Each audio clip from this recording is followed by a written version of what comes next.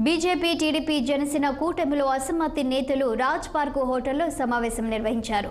సత్యవేడు నియోజకవర్గ సీటును కోనేటి ఆదిమూలంకు ఇస్తానడంతో ఆదిమూలం వద్దు, ఇంకెవరైనా ముద్దు అంటూ నినాదాలు చేశారు.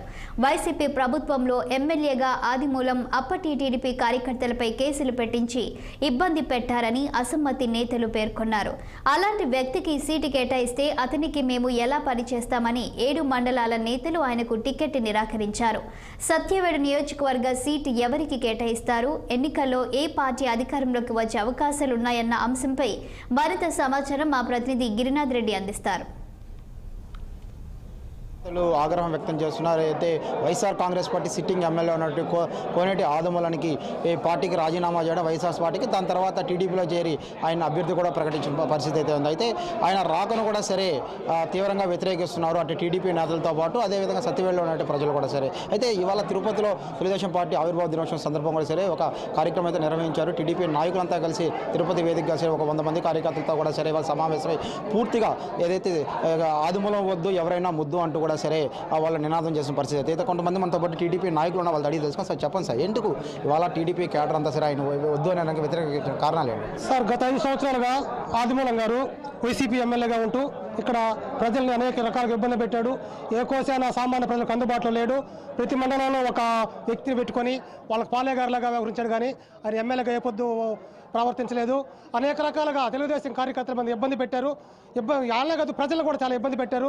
ఆయన ఈరోజు అక్కడ సీటు దొరకలేదని ఒకే కారణం చేత తెలుగుదేశానికి వచ్చాడే, కానీ తెలుగుదేశం మీద ప్రేమతో రాలేదు. ఆయన 5 సంవత్సరాల పాటు అక్కడ ఎమ్మెల్యే పదవి అనుభవించి అక్కడ ఓటాలు సర్దుబాటు కాకపోవడంతో ఒక చిన్న విమర్శ చేసి మన పార్టీలోకి వచ్చారు. సార్, మీరు ఆ పొద్దు కౌరవ సభలో శబ్దం చేశారు. ఆ రోజు మేము కూడా శబ్దం చేశాము ఆదిమూలాన్ని ఇంటికి పంపిస్తామని. కానీ ఇప్పుడు మాకు మీరు నిజం చేస్తారు. ఆయన కార్యకర్తలు ఆయన ఎమ్మెల్యేకి పంపించి మేము ఆయన ఇంటికి పంపించే పరిస్థితి మీరే తీసుకొచ్చారు.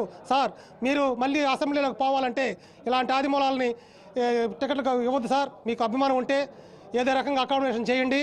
ఒకవేళ మేము అనేక రకాలుగా నిరసనలు చేస్తూనే ఉన్నాం సార్. మా నిరసనలు ఎవరు పట్టించుకోలేదు, కానీ ఖచ్చితంగా ఈ నిరసనలు కూడా ఆగిపోతాయి, ఎందుకంటే మీ ఆదేశాలతో. కానీ ప్రజల్లో ఉన్న అసంతృప్తిని మీరు ఆపలేరు సార్. అభ్యర్థి ప్రకటించినప్పటికీ అభ్యర్థి పైన సత్యవేడు నియోజకవర్గం తరఫున ప్రతి మండలంలో గ్రామ స్థాయిలో తీవ్ర అసంతృప్తి ఉంది.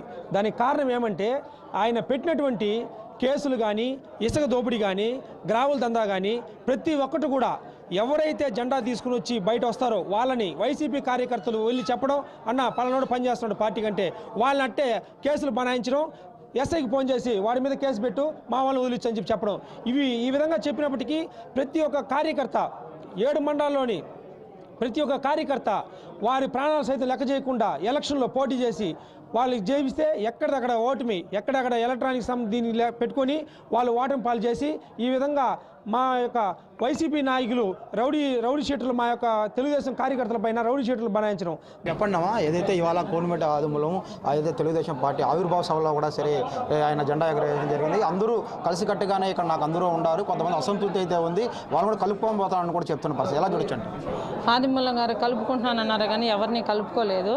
ఆయన మమ్మల్ని కలుపుకున్న ప్రజలు మమ్మల్ని కలుపుకోవట్లేదు. మేమేం చేయాలో మాకు అర్థం కాలేదు.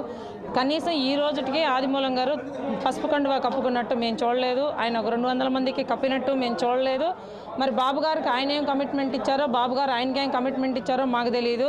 ఆదిమూలం అయితే తీవ్రంగా వ్యతిరేకిస్తున్నారు. ఏదైతే సత్యవేడు నియోజకవర్గం ప్రజలు మాత్రం అయితే ఆయన రాకను తీవ్రంగా వ్యతిరేకిస్తున్న పరిస్థితి. అయితే గతంలో వైఎస్ఆర్ కాంగ్రెస్ పార్టీలో ఉన్నప్పుడు టీడీపీ నాయకుల మీద అనేక అక్రమ కేసులు పెట్టినప్పుడు అయితే ఇవాళ టీడీపీకి వస్తే తమ మనోభావం బాధపడాల్సిన పరిస్థితి అయితే ఉంది. అదేవిధంగా బాబుకి ఎలాంటి కమిట్మెంట్ ఇచ్చారో మాకైతే తెలియదు, కానీ బాబు ఎట్లయినా సరే ఆదిమూలం మార్చి ఎవరిని ఇచ్చినా కానీ మేము గెలిపించుకుంటాం అనేసి కూడా సత్యవేడు నియోజకవర్గం ప్రజలు అదేవిధంగా టీడీపీ నాయకులు చెప్తున్న పరిస్థితి. ప్రస్తుతం తిరుపతిలో కెమెరామెన్ చూపిస్తారు.